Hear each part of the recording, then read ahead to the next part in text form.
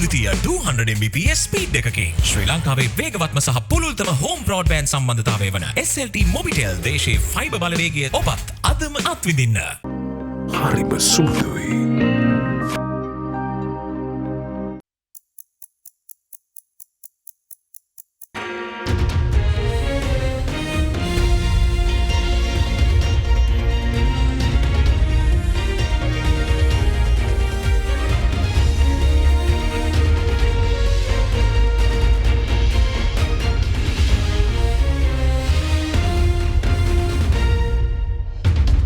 Tonight on First at 9, this Tuesday, the 21st of March 2023.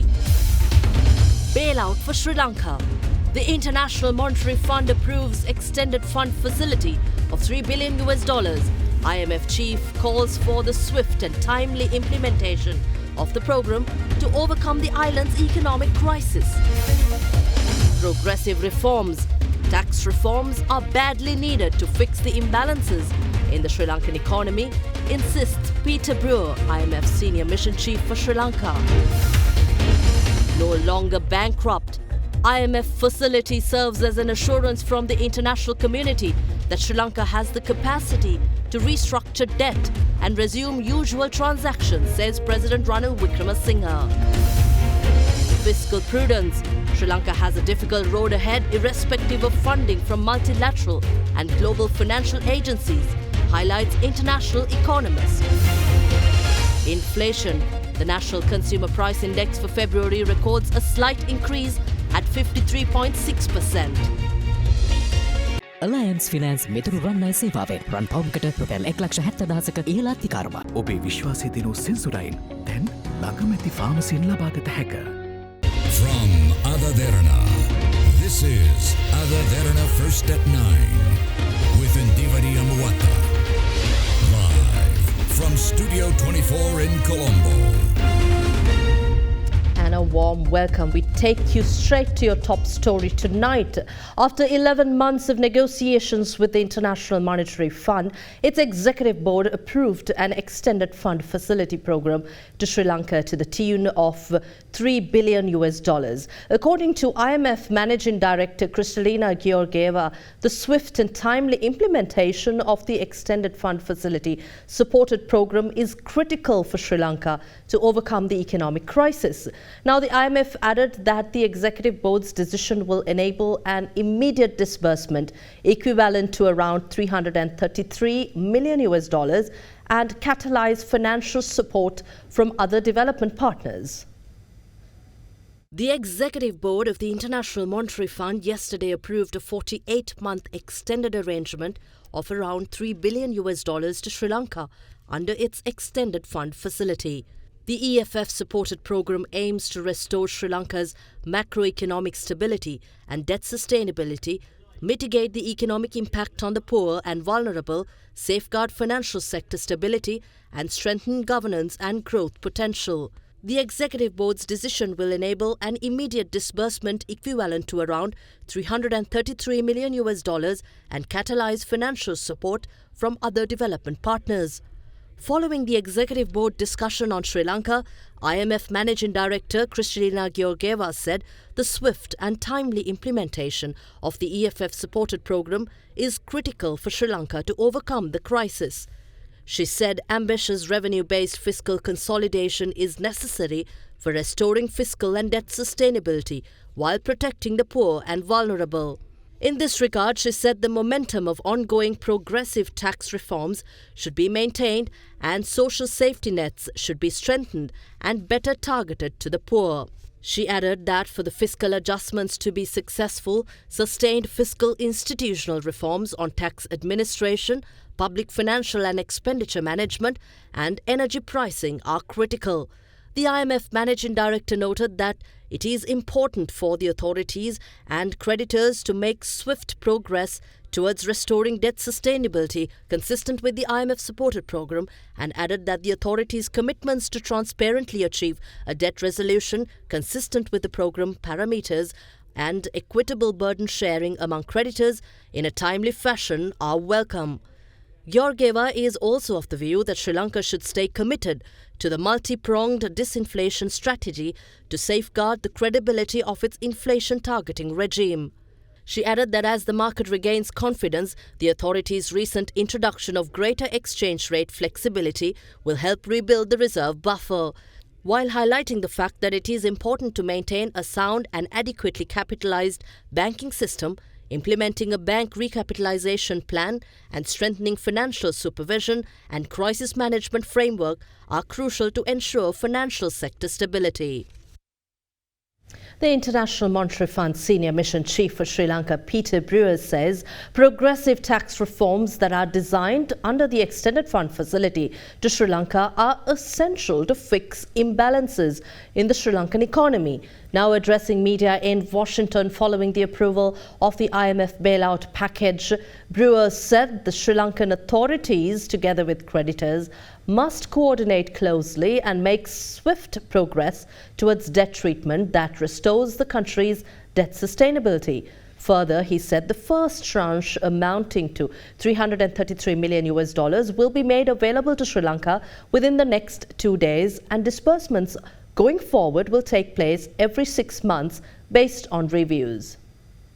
It is now important for the Sri Lankan authorities and creditors to closely coordinate and make swift progress towards a debt treatment that restores debt sustainability under the EFF-supported program. The President's recent open letter to official bilateral creditors includes commitments to transparency and comparability of treatment for all external creditors, which should help facilitate this process. IMF staff will continue to assist the authorities with creditor coordination in line with IMF's policies. We emphasize the importance of anti-corruption and governance reforms as a central pillar of the EFF-supported program.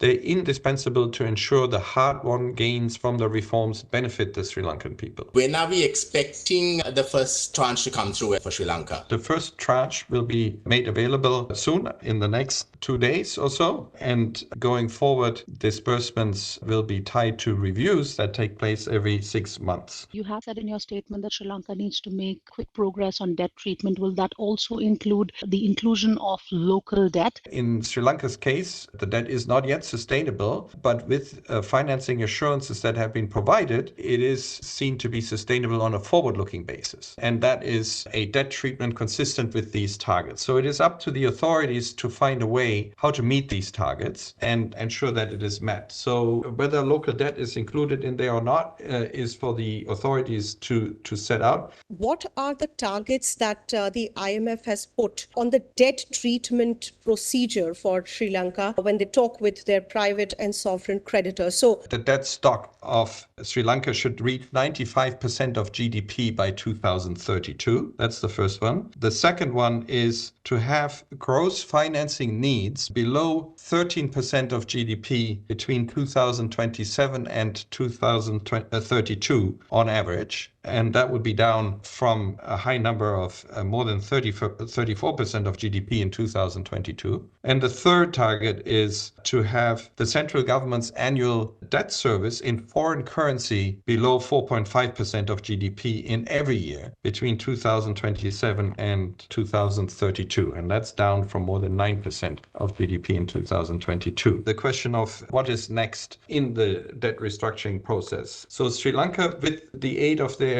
legal and financial advisors, now needs to present a debt restructuring strategy, and it has committed to do that by the end of April. And this strategy it would use to approach its creditors to negotiate restructuring consistent with these targets. Reaching these targets would mean that we would consider the debt sustainable. what levels of inflation and growth for the country? The authorities and IMF agreed to have a target around the band between 12% and 18% by end of 2023, with a midpoint of 15%. If the actual inflation is not within this band, there will be consultation either with staff or with the IMF Executive Board. That's how the inflation target and consultation and review are constructed for this program. Now, the trade unions in Sri Lanka are opposing the new tax policy of the government, and they are urging the government to amend the policy. Recently, trade unions carried out an island-wide strike against the payee tax as well. Now, the government has informed the trade unions that it will consider changes to the tax policy after the first review of the IMF program.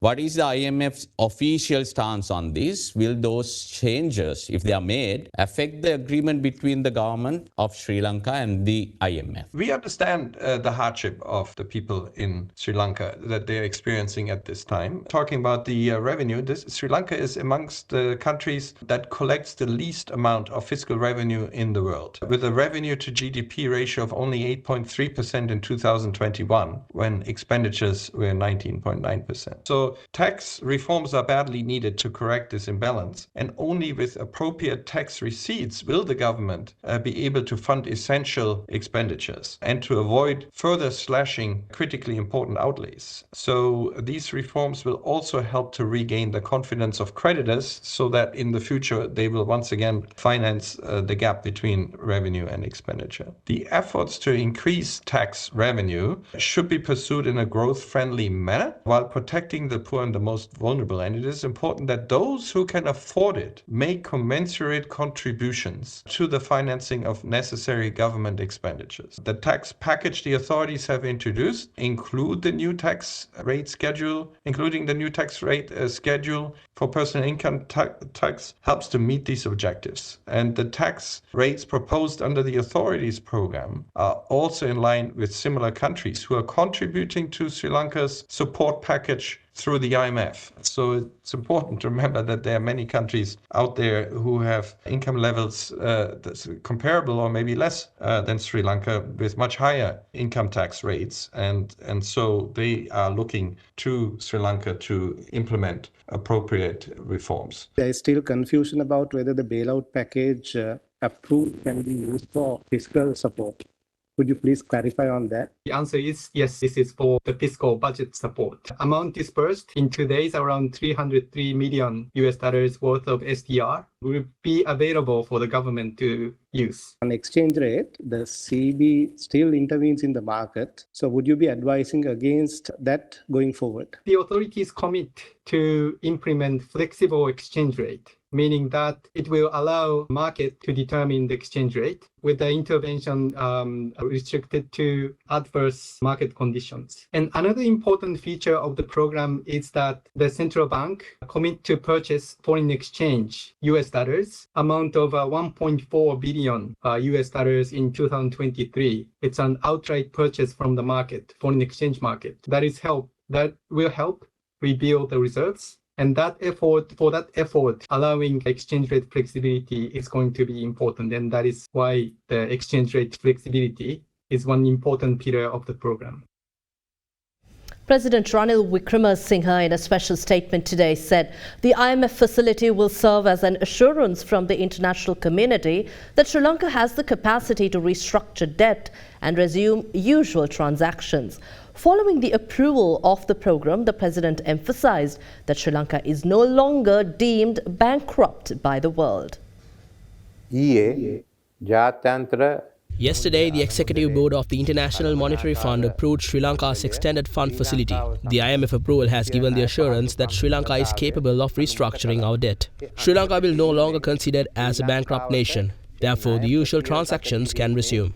With the development of our foreign exchange reserves, we are taking measures to remove the import bans. Essential commodities, medicines, and items necessary for the tourism industry will be included in the first round. We have to move forward as per the agreement. I must thank the countries that supported us to reach this agreement and the chiefs of the International Monetary Fund and the World Bank. I will make a statement in this regard in Parliament and will table the agreement in Parliament tomorrow.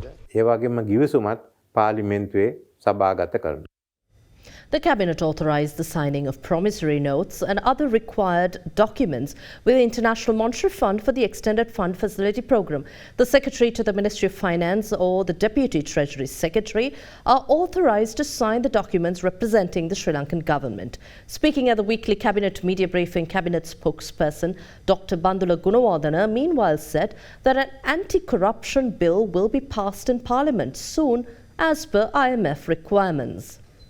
ඊයේ cabinet මණ්ඩලයේ අනුමැතිය ලැබලා දුන්නේ පොරොන්දු පත්‍රයකට අත්සන් කරන්න අපි ලංකාණ්ඩුව වෙනුවෙන් ඊළඟට වැඩසටහනට එකඟතාවයක් ඇති කරගන්න ඕනේ. ඒ වැඩසටහන තියෙනවා. ඒ වැඩසටහන අපි රටට ඉදිරිපත් කරන්න රට වෙනුවෙන් කැබිනට් මණ්ඩලය ඒ සඳහා බලය දීලා තියෙනවා. මුදල් අමාත්‍යාංශයේ ලේකම්වරයාට හෝ භාණ්ඩාගාරයේ නියෝජ්‍ය අධ්‍යක්ෂකතුමෙකුට පොරොන්දු පත්‍රයට අනිත් අදාළ ලියකියවිලි වලට ලංකාව වෙනුවෙන් අත්සන් කරන්න. අත්සන් කළාට පස්සේ අපි ඒ ටික ඉදිරිපත් කරන්නම් පාර්ලිමේන්තුවට.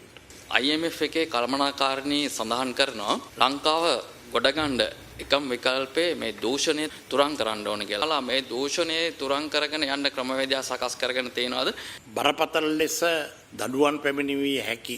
ඊටම විශාල ලෙස දූෂණය වැළැක්වීමට අදාළ නෛතික ප්‍රතිපාදන ඇතුළත් කළා. දූෂණ වැළැක්වීමේ පනතක් ඉදිරි සතිවලදී පාර්ලිමේන්තුව විසින් සම්මත කරනවා. එයින් පසු ඒ නීතිය අකුරටම ක්‍රියාත්මක කළොත් දූෂණ වළක්වා ගන්නට පුළුවන්කම ඇති වෙයි. Now, commenting on the IMF bailout, a senior economist at Modi's Analytics has said that Sri Lanka has a difficult road ahead irrespective of how much funding is received from multilateral and global financial agencies. Now, Katrina L., senior economist at Modi's Analytics, told Reuters that the IMF support is definitely not like the silver bullet they think, unquote. She said, quote, the exuberance that has been reflected in the financial markets will really fade unless we see some significant improvements from the government of Sri Lanka as also in Sri Lanka's growth prospects.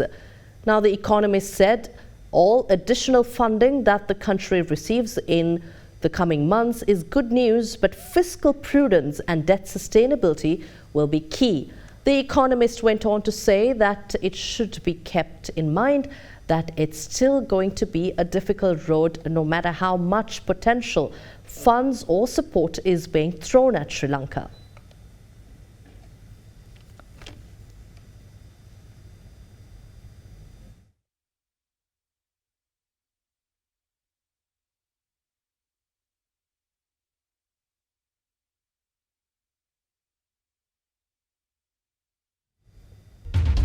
Inflation in February slightly up. Details after this break on the other side. Do stay with us.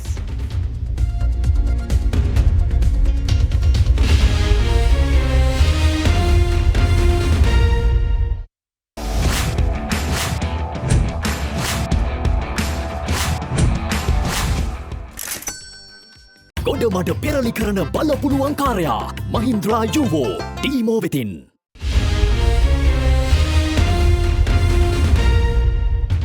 Welcome back. You're back with the first at 9. The Betting and Gaming Levy Amendment Bill is to be gazetted and presented before Parliament. The Cabinet of Ministers at its meeting last evening gave the green light to proceed with the draft bill, which earlier received the Attorney General's clearance. With that, here's a brief look at key decisions taken at the Cabinet meeting this week. South Korea's Department of Labour and Employment Human Resources Development Service has agreed to provide a grant of 2.15 billion Korean won to Sri Lanka to upgrade and develop the capacity of the National Vocational Training Institute in Niagama. The proposed project is expected to be implemented over a period of 2 years. The draft agreement for the proposal received clearance from the Attorney General and the approval from the Ministry of External Affairs. Accordingly, the Cabinet of Ministers approved Sri Lanka's Vocational Training Authority to enter into an agreement with the Korea Human Resource Development Service for the purpose. Meanwhile, Cabinet approval was also granted for an agreement proposed on the privileges and immunities for experts and other officials of the International Atomic Energy Agency.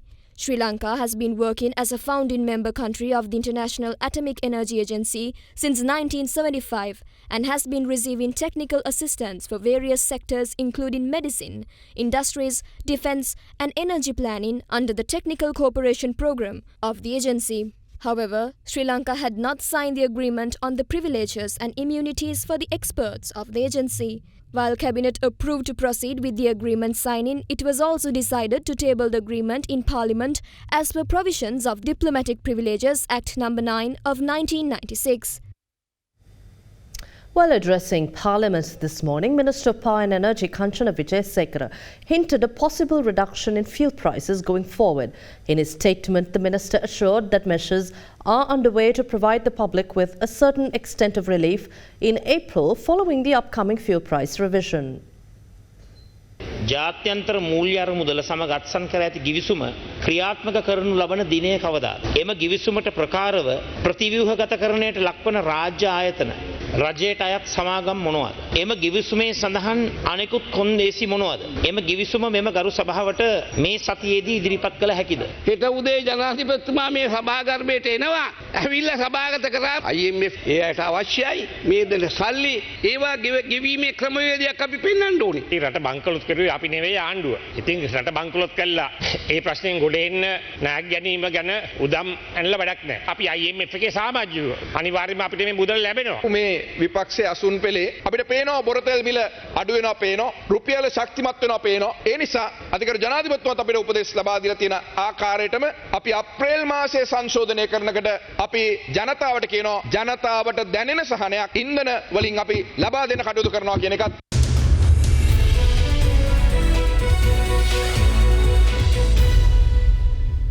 On the monthly inflation update, the National Consumer Price Index for February was recorded at 53.6% as measured by the year-on-year change.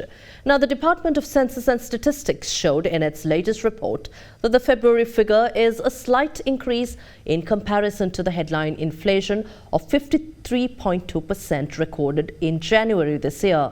Accordingly, contributions to inflation recorded in February from the food group and non-food group stood at 22.1% and 31.5% respectively. Food prices dropped from 53.6% to 49.0% from January to February, while non-food inflation increased to 57.4% and 52.9%. Meanwhile, core inflation, which reflects the underlying inflation by excluding volatile items of food, energy and transport groups in the economy, had reduced to 20.1% last month from 52% recorded in January this year.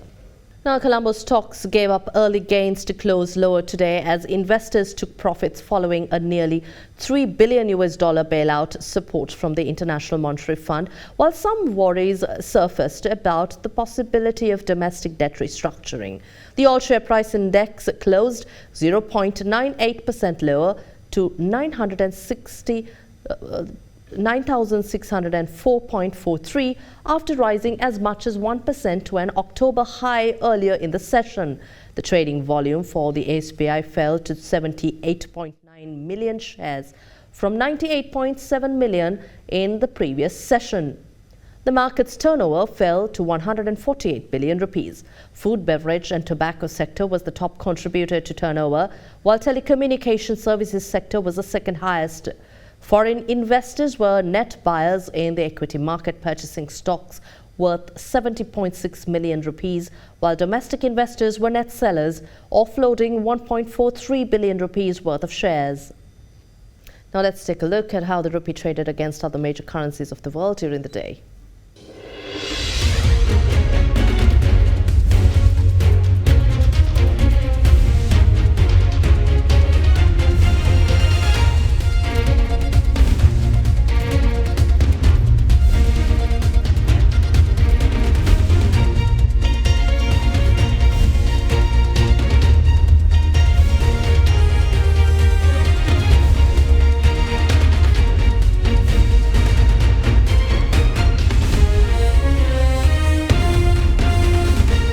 Have a pleasant evening. Good night.